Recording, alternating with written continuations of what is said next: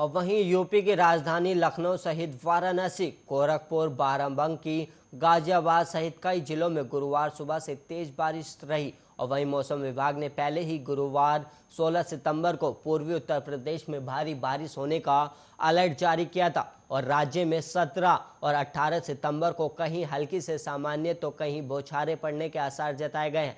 और वहीं बीते 24 घंटे के दौरान राज्य के पूर्वांचल में कई स्थानों पर और पश्चिमी यूपी में कुछ स्थानों पर हल्की से सामान्य बारिश हुई और वहीं पूर्वांचल में कहीं कहीं भारी बारिश भी हुई है।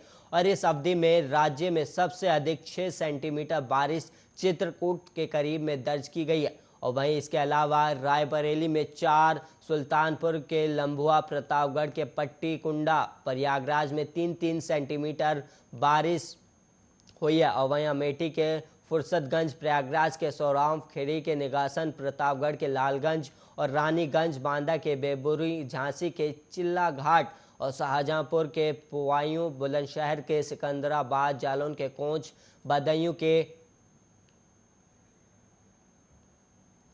डाल्टनगंज, प्रयागराज के करछना, अमेठी के मुसाफिर खाना में 2-2 मिलीमीटर बारिश दर्ज की गई। और मौसम विभाग ने अगले 2 दिनों के लिए करीब 30 जिलों में जोरदार भारी बारिश का अलर्ट जारी किया और इनमें लखनऊ, गाजियाबाद, बाराबंकी, सुल्तानपुर, मथुरा, सीतापुर, अयोध्या, मुरादाबाद, शामली कई शहर के नाम सामने आए हैं। और वहीं आपको बता दें कि इसको लेकर मौसम विभाग ने अलर्ट जारी किया है।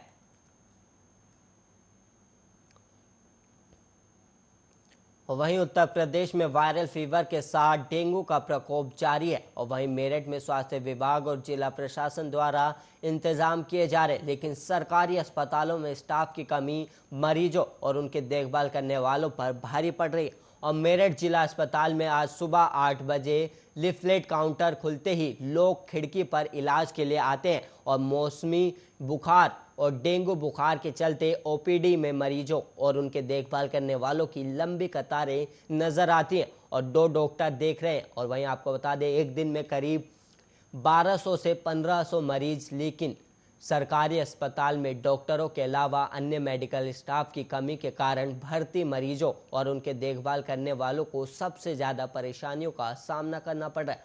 और जिला अस्पताल के मुख्य चिकित्सा अधीक्षक का कहना है कि वर्तमान में ओपीडी में मरीजों की असाधारण संख्या के बावजूद अस्पताल के डॉक्टर और नर्सिंग स्टाफ पूरी लगन से अपनी ड्यूटी कर रहे हैं और शहर के गरीबों के इलाज का मुख्य स्रोत जिला अस्पताल ही है, जहां स्टाफ की कमी है। इसलिए इन तमाम चिंताओं के बावजूद गरीब और ज़रूरतमंद सरकारी अस्पतालों का रुख करने को मजबूर हैं।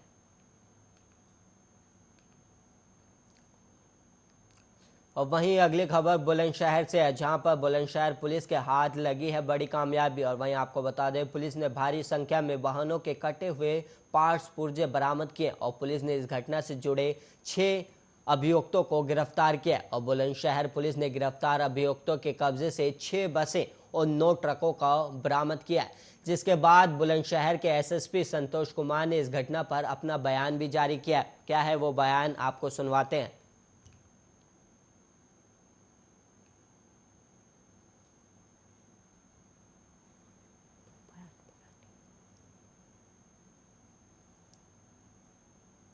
और वहीं बहराइच में विश्वकर्मा जयंती के अवसर पर बहराइच के कलेक्टर सभागार में सांसद अच्छेवाल लाल गौड़ और सदर विधायक अनुपमा जायसवाल द्वारा लाभार्थियों को प्रमाण पत्र और टूल किट वितरण किया गया। और इस अवसर पर विश्वकर्मा श्रम सम्मान योजना अंतर्गत प्रशिक्षित लाभार्थियों को प्रधानमंत्री मुद्रा योजना अंतर्गत ऋण स्वीकृति प्रमाण पत्र का भी वितरण किया गया।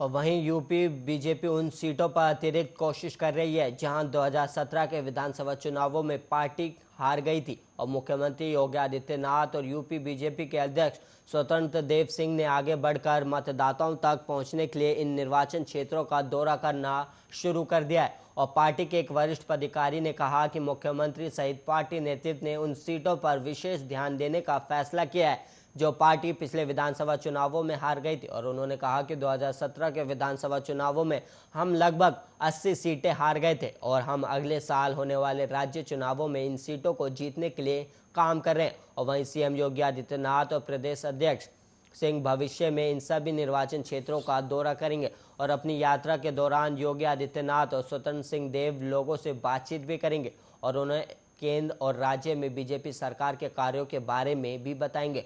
और बीजेपी के प्रवक्ता हरीश चंद्र श्रीवास्तव ने बताया कि उत्तर प्रदेश के मुख्यमंत्री और पार्टी के प्रदेश अध्यक्ष ने उन विधानसभा क्षेत्रों का दौरा करना भी शुरू कर दिया है जहां वो पिछले साल चुनावों में हार गए थे। और उन्होंने कहा कि मुख्यमंत्री आदित्यनाथ और प्रदेश अध्यक्ष सिंह केंद्र और उत्तर प्रदेश में बीजेपी सरकार द्वारा शुरू की गई कई विकास और कल्याणकारी पहलों के बारे में लोगों को समझाने के लिए सार्वजनिक रैलियां और बैठकें करेंगे और इस तरह का पहला कार्यक्रम कुशीनगर में आयोजित किया जाएगा।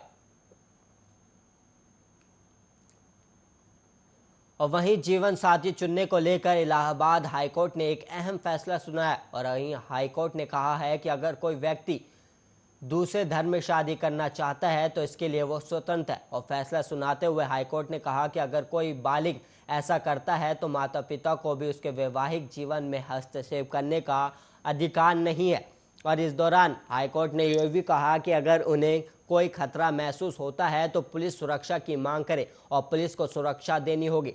और वहीं आपको बता दें कि एक मुस्लिम महिला ने हिंदू युवक से शादी की थी और शादी के बाद महिला ने जिलाधिकारी से हिंदू धर्म अपनाने की अनुमति मांगी और महिला की मांग के बाद जिलाधिकारी ने इस संबंध में पुलिस थाने से रिपोर्ट मांगी और जिलाधिकारी के आदेश पर पुलिस ने बताया कि युवक के पिता शादी से राजी नहीं है और वहीं लड़की के परिजन भी इस शादी के खिलाफ है। और शादी के बाद महिला को खुद और उसके पति को जान का खतरा महसूस हुआ, जिसके बाद महिला ने कोर्ट में याचिका दायर कर न्याय की गुहार लगाई है। और महिला की गुहार के बाद हाईकोर्ट ने कहा कि इस शादी में कोई भी व्यक्ति हस्तक्षेप ना करे। और सुनवाई के दौरान हाईकोर्ट ने यह भी कहा कि दोनों को पुलिस की ओर से सुरक्षा दी जाए।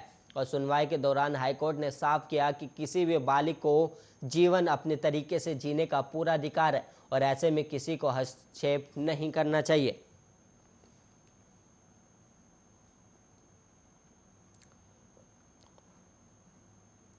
और वहीं उत्तर प्रदेश के बुलेटिन में इतना ही। ऐसे ही देश और दुनिया की तमाम खबरों के लिए आप देखते रहिए आर्या न्यूज़।